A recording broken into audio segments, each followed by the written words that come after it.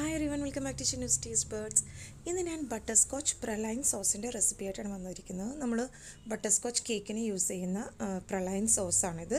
അപ്പോൾ ഇതെങ്ങനെയാണ് തയ്യാറാക്കുന്നതെന്ന് നോക്കാം.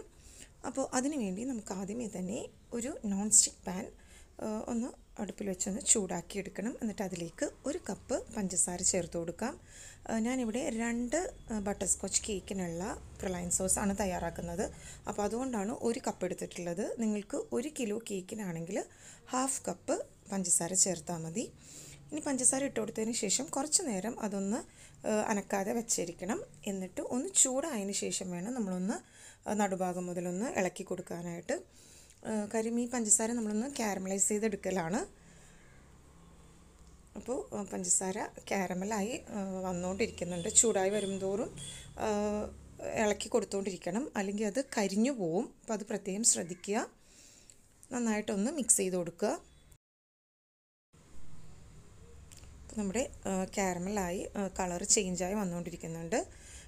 അപ്പോൾ ഇത് തുടരെ മിക്സ് ചെയ്യണം, അല്ലെങ്കിൽ അത് കരിഞ്ഞു പോവും. അത് ഞാൻ പ്രത്യേകം പറയുന്നത്, മിക്കവർക്കും അങ്ങനെ പറ്റാറുണ്ട്. കരിഞ്ഞു പോയി കഴിഞ്ഞാൽ നമ്മുടെ കാരമലിൻ്റെ ബട്ടർസ്കോച്ച് സോസിൻ്റെ ആ ഒരു ടേസ്റ്റ് വ്യത്യാസം വരും. അപ്പോൾ അതുകൊണ്ടാണ് പറയുന്നത്.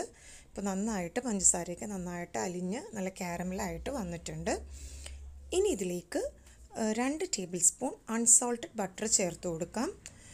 അൺസോൾട്ടഡ് ബട്ടർ എടുക്കുന്നതായിരിക്കുള്ളൂ നല്ലത്. സോൾട്ടഡ് യൂസ് ചെയ്യാതിരിക്കുന്നതാണ് നല്ലത് ഇതിന്. അപ്പോൾ 2 ടേബിൾ സ്പൂൺ അൺസോൾട്ടഡ് ബട്ടർ ചേർത്ത് ഒന്നുകൂടെ നന്നായിട്ടൊന്ന് മിക്സ് ചെയ്തെടുക്കാം. നമ്മൾ കേക്കിൻ്റെ ഗനാഷിയൊക്കെ ചെയ്യുമ്പോഴും അൺസോൾട്ടഡ് ബട്ടർ തന്നെയാണ് യൂസ് ചെയ്യുന്നത്. ഞാൻ ഒരിക്കൽ ഇതേപോലെ സോൾട്ടഡ് ബട്ടർ ചേർത്തിട്ട് അതത്ര ശരിയായില്ല. അപ്പോൾ അതുകൊണ്ട് അൺസോൾട്ടഡ് തന്നെ എടുക്കാൻ ശ്രദ്ധിക്കുക. ഇനി ആ ബട്ടർ ഒന്ന് മെൽറ്റായി വന്നതിന് ശേഷം ഇതിലേക്ക് 1 കപ്പ് വിപ്പിംഗ് ക്രീം ചേർത്ത് കൊടുക്കാം. അപ്പോൾ ഞാൻ നേരത്തെ പറഞ്ഞ പോലെ തന്നെ നിങ്ങൾ 1 kg കേക്കാണ് ചെയ്യുന്നതെങ്കിൽ, 1 കിലോ കേക്കിൻ്റെ ആണ് ചെയ്യുന്നതെങ്കിൽ ഇതെല്ലാം ഹാഫായിട്ട് ഡിവൈഡ് ചെയ്തെടുക്കുക. വിപ്പിംഗ് ക്രീമും ഹാഫും പഞ്ചസാരയും 1/2 കപ്പ് വീതം എടുക്കുക. ഇനി ഇതൊന്നുകൂടെ ഒന്ന് നന്നായിട്ടൊന്ന് മെൽറ്റ് ചെയ്തെടുക്കണം. അപ്പോൾ നമ്മുടെ സോസിൻ്റെ കളറൊക്കെ നന്നായിട്ട് ചേഞ്ചായിട്ട് വന്നിട്ടുണ്ട്. ഇനി ഇതിലേക്ക് ഒരു ഫ്ലേവറിന് വേണ്ടി ഞാനൊരു ബട്ടർസ്കോച്ച് മിക്സ് ഒരു ഡ്രോപ്പ് ഇട്ട് കൊടുക്കുന്നുണ്ട്. അപ്പോൾ ആ ഒരു കളറും നല്ലൊരു കളറും ഉണ്ടാവും. ആ ഒരു ബട്ടർസ്കോച്ചിൻ്റെ നല്ലൊരു ഫ്ലേവറും കിട്ടാൻ വേണ്ടിയാണ് ഇങ്ങനെ ചെയ്യുന്നത്. അപ്പോൾ അത് ഓപ്ഷനിലാണ്. നിങ്ങൾക്ക് ബട്ടർസ്കോച്ച് മിക്സ് ഇല്ലെങ്കിൽ ഒഴിവാക്കാവുന്നതാണ്, കുഴപ്പമൊന്നുമില്ല. ഇനി ഇതിലേക്ക് ഈ വിപ്പിംഗ് ക്രീം നന്നായിട്ട് മെൽറ്റ് ആവുന്നവരെ ലോ ഫ്ലെയിമിൽ വെച്ച് വേണം ഇത് മെൽറ്റാക്കി എടുക്കാനായിട്ട്. അത് പ്രത്യേകം ശ്രദ്ധിക്കുക. ഫ്ലെയിം ഹൈ ആവാതിരിക്കാൻ പ്രത്യേകം ശ്രദ്ധിക്കണം. അപ്പോൾ ഇതിൻ്റെ കളർ ഇങ്ങനെ ചേഞ്ച് ആയതുകൊണ്ട് ടെൻഷൻ ആവണ്ട. കാര്യം നമ്മൾ ആ ഡ്രോപ്പും ബട്ടർസ്കോച്ച് മിക്സും ചേർത്തിട്ടുണ്ട്. പിന്നെ ഈ കാരമൽ റെഡിയായി വരുന്നേ ഉള്ളൂ. അപ്പോൾ അതുകൊണ്ടാണ് കളർ ഇങ്ങനെ ഇരിക്കുന്നത്.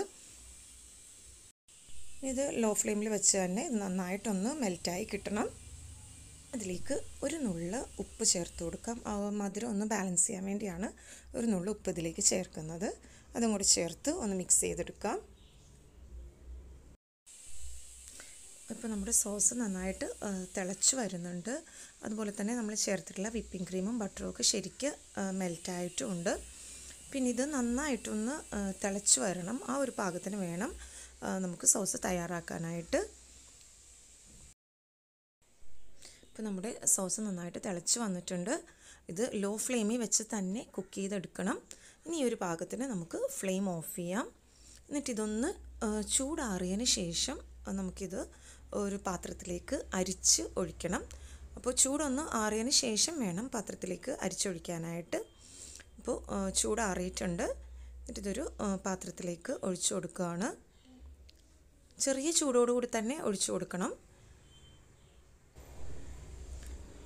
ഇനി ഇത് ചൂടാറാനായിട്ട് മാറ്റി വെക്കണം. അപ്പോൾ ഇത് ഇപ്പോൾ നല്ല തിന്നായിട്ടിരിക്കുന്നത് പ്രശ്നമാക്കണ്ട. കാര്യം നന്നായിട്ട് ചൂടാറി വരുമ്പോഴേക്കും ഈ സോസ് തിക്കായി കിട്ടിക്കോളും. ഇപ്പോൾ ഞാനിത് വേഗം ചൂടാറാൻ വേണ്ടി കുറച്ച് നേരം ഫ്രിഡ്ജിൽ വെച്ചിട്ടുള്ളതാണ്. അപ്പോൾ നല്ല തിക്കായിട്ട് വന്നിട്ടുണ്ട്. നമുക്ക് കേക്ക് വേഗം റെഡിയാക്കാനാണെങ്കിൽ കുറച്ച് നേരം ഇത് ഫ്രീസറിൽ വെച്ചാൽ മതി. ഒരുപാട് നേരമല്ല, ആ ചൂടൊന്ന് മാറുന്നവരെ ഒന്ന് ഫ്രീസറിൽ വെച്ച് തിക്കാക്കി എടുക്കാം. അപ്പോൾ നമ്മുടെ പ്രലൈൻ സോസ് തയ്യാറായിട്ടുണ്ട്. അപ്പോൾ എല്ലാവരും തയ്യാറാക്കി നോക്കുക. റെസിപ്പി ഇഷ്ടമായെങ്കിൽ ലൈക്ക് ചെയ്യുക, ഷെയർ ചെയ്യുക. കൂടുതൽ വീഡിയോസിന് വേണ്ടി ചാനൽ സബ്സ്ക്രൈബ് ചെയ്യുക. Thanks for watching my channel.